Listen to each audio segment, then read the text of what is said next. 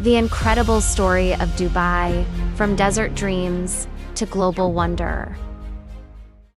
Introduction: The Impossible Dream. What if I told you that just 50 years ago, Dubai was nothing more than a small fishing village in the middle of the desert? No skyscrapers, no luxury hotels, no massive shopping malls. Just sand, a few palm trees, and fishermen trying to make a living from the sea. Today, when you fly into Dubai at night, you see a city that looks like it came from the future. Lights stretching as far as the eye can see, buildings reaching toward the stars, and artificial islands shaped like palm trees. It's like someone took a science fiction movie and made it real. But here's the amazing part. This transformation didn't happen by accident. It's the story of dreamers who refused to accept limitations, leaders who thought bigger than anyone thought possible, and a city that dared to reinvent itself completely. So buckle up, because I'm about to tell you one of the most incredible success stories of our time. This is the story of Dubai, a place where the impossible became possible.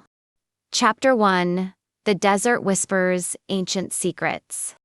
Let's go back in time, way back. Picture this. It's 3000 BC, and the area we now call Dubai is just endless sand dunes and rocky mountains. But even then, something special was happening here. You see, Dubai sits at a crossroads. To the north, you have Mesopotamia, the cradle of civilization. To the east, the rich Indus Valley. And right here, where Dubai stands today, ancient traders would stop to rest their camels, trade their goods, and share stories from distant lands. These weren't just random stops. Dubai had something precious: fresh water from underground springs, and a natural harbor along what we call Dubai Creek today. In a desert where water meant life or death, this was like finding treasure. Fast forward to the 1800s, and you'd find about 1,000 people living here. Imagine waking up before sunrise in a small mud house. The air is still cool. This is your only relief before the desert heat becomes unbearable. You walk to the creek where wooden boats called dhows are getting ready for another day of fishing. But here's where the story gets interesting. These weren't just fishermen. They were also some of the bravest people you've ever heard of. They were pearl divers. Picture this. You're holding your breath, diving 40 feet down into the dark waters of the Persian Gulf. No oxygen tank, no modern equipment, just your lungs, your courage, and hope that you'll find an oyster with a perfect pearl inside. These divers could hold their breath for up to 2 minutes, searching for pearls that would be sold to merchants from India and beyond. It was dangerous work. Many divers never came back up. But those pearls, they were Dubai's first taste of international luxury trade. They were building something bigger than a fishing village. They were building a reputation. Chapter 2: The Family That Changed Everything. In 1833, something happened that would change Dubai forever. A man named Sheikh Maktoum bin Beauty Al Maktoum became the leader of this small community. Now, here's what's incredible. His family is still ruling Dubai today, almost 200 years later. But this wasn't just about power. The Al Maktoums had a different vision. While other desert tribes were fighting each other, the Al Maktoums were welcoming strangers. Persian merchants fleeing troubles in Iran, welcome to Dubai. Indian traders looking for new opportunities. Come on in. Sheikh Saeed Al Maktoum, who ruled from 1912 to 1958, was particularly special. This man looked at his small desert town and saw possibilities that others couldn't imagine. He built Dubai's first schools, first hospitals, and encouraged trade with anyone willing to do business fairly. But then disaster struck. In the 1930s, the Japanese invented something that nearly destroyed Dubai cultured pearls. Why risk your life diving for natural pearls when you could buy beautiful cultured ones for much less money? Almost overnight, Dubai's main industry collapsed.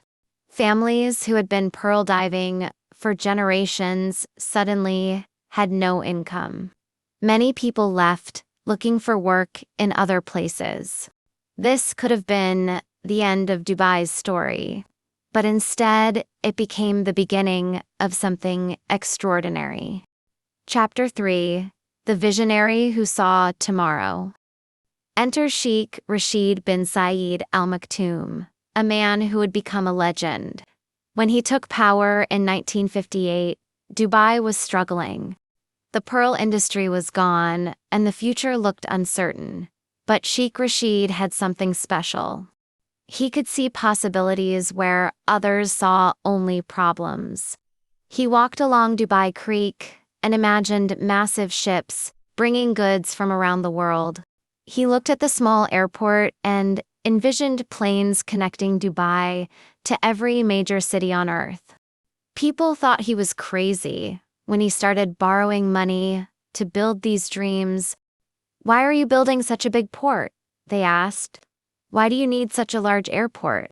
This is just a small town." But Sheikh Rashid had a saying that would become famous. "My grandfather rode a camel. My father rode a camel. I drive a Mercedes. My son drives a Land Rover." What did he mean? He was afraid that if Dubai didn't prepare for the future, his great-grandchildren would end up poor again, riding camels like their ancestors. He was determined to break this cycle. Then, in 1966, everything changed. Oil was discovered off Dubai's coast. Now, most places that discover oil make the same mistake. They spend the money on luxury and comfort, thinking the oil will last forever. But Sheikh Rashid was smarter than that. He deepened Dubai Creek so bigger ships could enter. He expanded the airport. He built roads, hospitals, schools, and hotels. Every construction project was designed with one goal: to make Dubai the trading hub of the Middle East. Chapter 4: The Birth of Modern Dubai. The 1970s and 1980s were like watching a magic trick in slow motion. Every year, Dubai looked more different than the year before. In 1971, Dubai joined 6 other emirates to create the United Arab Emirates. But Dubai kept its independence to pursue its own economic dreams. While other cities were content to sell oil, Dubai was building something much bigger. The government created something revolutionary: free trade zones where international companies could set up business with 100% ownership. This was almost unheard of in the Middle East at that time. Companies like Sony, Panasonic, and IBM started moving their Middle East operations to Dubai.com. Dubai International Airport became a major hub, connecting Europe, Asia, and Africa. If you wanted to fly from London to Singapore or from Mumbai to Cairo, chances are you'd stop in Dubai. But the real genius was in the details. Dubai didn't just build infrastructure, they built dreams. The city welcomed people from every corner of the world: Indian entrepreneurs, Lebanese traders, British expats, Filipino workers, Iranian businessmen. Everyone was welcome as long as they contributed to Dubai's growth. This created something magical, a truly international city, in the heart of the Arabian desert. Chapter 5: The Son Who Dared to Dream Even Bigger. If Sheikh Rashid was a visionary, his son, Mohammed bin Rashid Al Maktoum, was a revolutionary. When he became crown prince in 1995, he looked at everything his father had built and thought, this is just the beginning. Sheikh Mohammed had an even crazier dream. He wanted Dubai to compete with London, New York, and Singapore. He wanted the world to know Dubai's name, and boy, did he know how to get attention. In 1999, Dubai opened the Burj Al Arab Hotel. Picture this: a building shaped like a giant sail, sitting on its own artificial island. Reaching 321 meters into the sky, they called it the world's only 7-star hotel, even though the official rating system only goes up to 5 stars. The world's media went crazy. Suddenly, everyone was talking about Dubai. People who had never heard of this desert city were booking flights just to see this incredible hotel. But that was just the warm-up act. Chapter 6: Building Islands from Dreams. In 2001, Dubai announced a project so crazy that most people thought it was a joke. They were going to build an artificial island in the shape of a palm tree. Think about this for a moment. They were going to take millions of tons of sand from the bottom of the sea and create a completely new island. Not just any island, one shaped like a palm tree that you could see from space. The Palm Jumeirah took 5 years to build and doubled Dubai's coastline. When it was finished, it had luxury hotels, expensive homes, and beaches where there had once been just open water. But here's the incredible part. People actually bought houses there. Celebrities, business leaders, and wealthy families from around the world paid millions of dollars to live on an artificial island in Dubai. The world was watching, and Dubai was just getting started.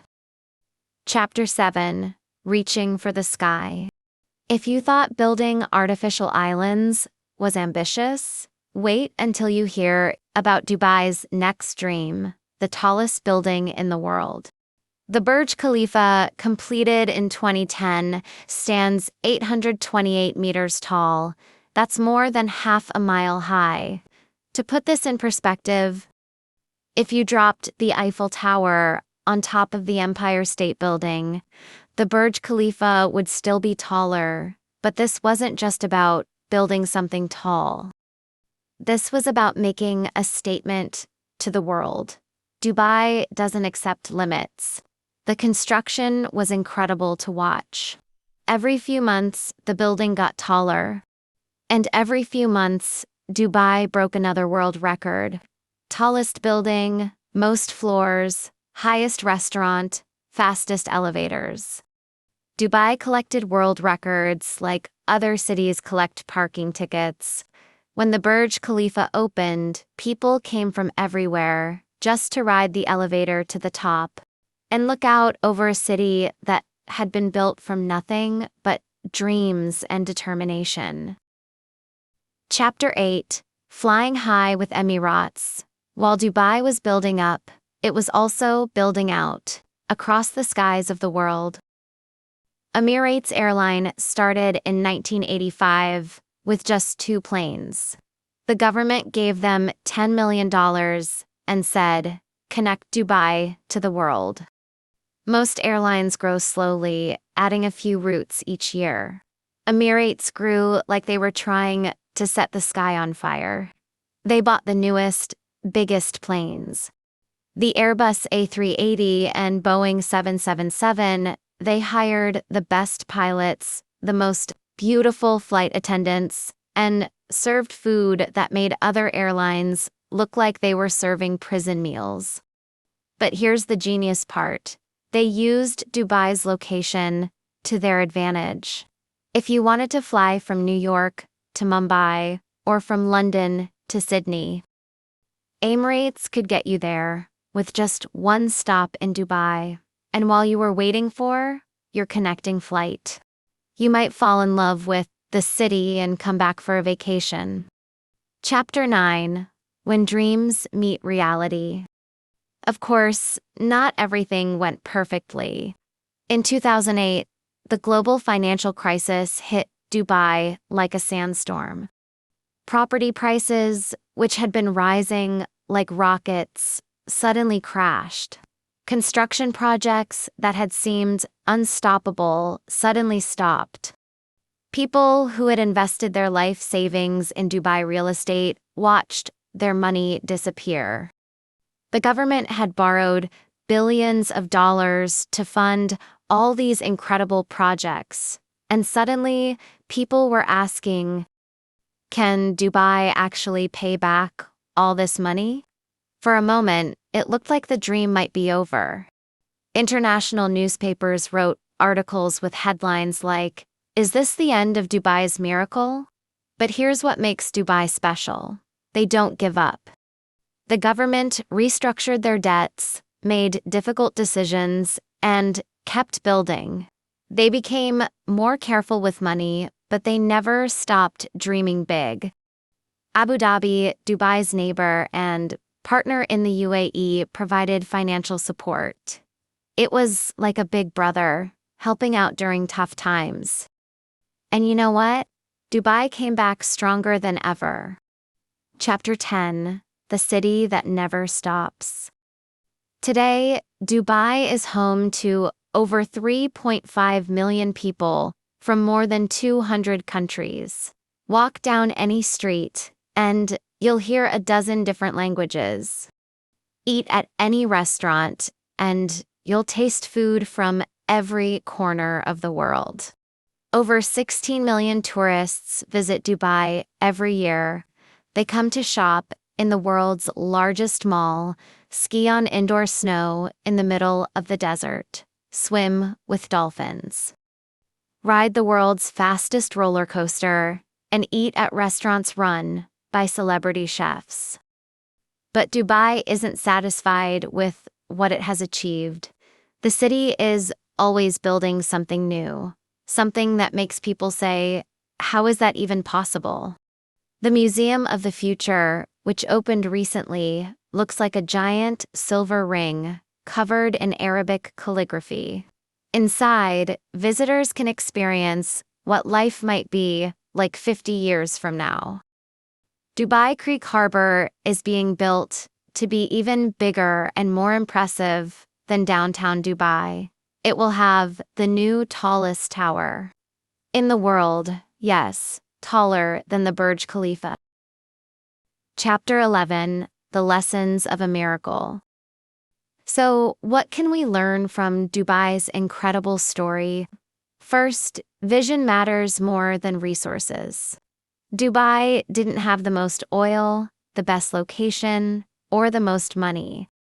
But they had leaders who could see possibilities that others couldn't imagine. Second, diversity is strength. By welcoming people from everywhere, Dubai created a melting pot of ideas, skills, and ambitions. Third, don't be afraid to think big. Every major project in Dubai seemed impossible when it was first announced. Fourth, always prepare for the future. Dubai used oil money to build an economy that doesn't need oil. They saw change coming and prepared for it. Fifth, turn setbacks into comebacks. When the pearl industry collapsed, Dubai found new opportunities. When the financial crisis hit, Dubai adapted and grew stronger. Today, when you stand on the observation deck of the Burj Khalifa and look out over Dubai, you're not just seeing a city, you're seeing proof that human dreams can reshape reality. In just 50 years, a small fishing village became a global metropolis. A place where survival was a daily struggle became a destination that millions of people dream of visiting. Dubai's story teaches us that geography is not destiny, that tradition doesn't have to limit ambition, and that, with enough vision and determination, you can literally build dreams out of sand. The next time someone tells you that something is impossible, remember Dubai. Remember that 50 years ago, if someone had described what Dubai looks like today, people would have thought they were describing a science fiction movie. But Dubai made the impossible possible. And they're not done yet.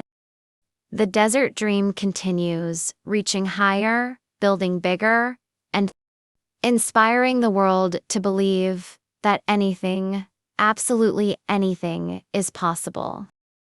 Before we end today's journey together, I want to speak directly to you.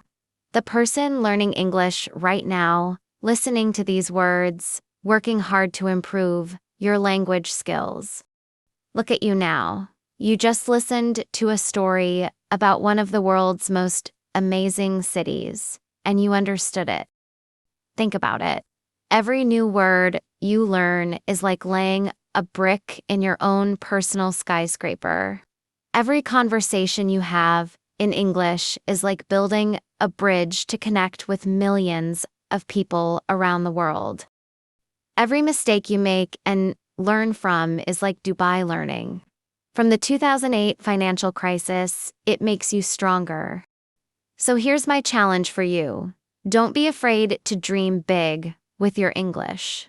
Don't be satisfied with just getting by. Aim high, like the Burj Khalifa.